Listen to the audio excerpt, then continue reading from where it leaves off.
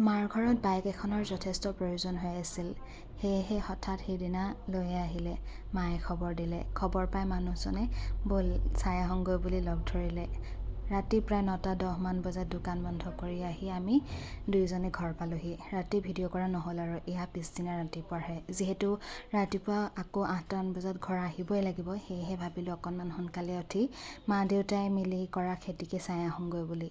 এয়া দেখিছেনে ইমান কুঁৱলী পৰিছে, গোটেই চবফালে ধোঁৱা ধোঁৱা হৈ গৈছে আৰু বৰষুণ নাই। আমাৰ ইয়াত পানীৰ যথেষ্ট অসুবিধা হৈছে। ওচৰতে আমাৰ ঘিলাধাৰী নদীখন আছে বুলিহে তাৰ পৰা ডেলিভাৰী পাইপেৰে পানী আনি এয়া পুখুৰীত জমা কৰি লৈছে আৰু পুখুৰীৰ পৰা সেই চিলটেক্সত উঠাই আকৌ চিলটেক্সৰ পৰা সৰু পাইপেৰে খেতিত দিব লগা হৈছে। যথেষ্ট কষ্ট কৰিছে। ভালে ভালে খেতি হ'লেই হয় আৰু ইফালে কোমোৰা দিছে, সেইফালে বিলাহী আৰু মায়ে চাহ লৈ আহিছিল। চাহ পথাৰতে খালোঁ আমি তিনিওজনে। তাৰপাছত পাপাই এইফালে বিলাহী খুঁটিত ৰছী বান্ধিবলৈ লাগিলে আৰু ময়ো অকণমান সময় যেতিয়া এই পথাৰত আছোঁৱে ভাবিলোঁ ময়ো অকণমান পানীয়ে দি দিওঁ। পাইপেৰে সেয়া পানীও দিলোঁ অকণমান। এনেদৰে ঘৰলৈ আহিলে কিবা আকৌ ঘূৰি নাযামেই যেন লাগে। বহুত দিন থাকি যাম যেন।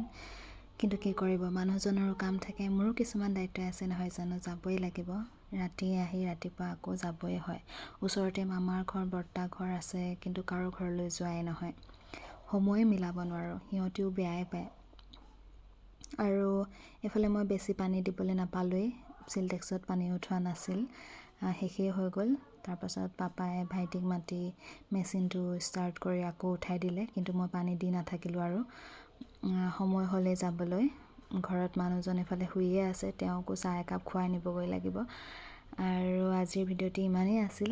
কেনেকুৱা পালে চাই জনাব। বিশেষ একো নাই। ভিডিঅ'টি চোৱাৰ বাবে অশেষ ধন্যবাদ জনাইছোঁ। পুনৰ এটা নতুন ভিডিঅ'ৰ সৈতে লগ পাম। আজিলৈ বাই।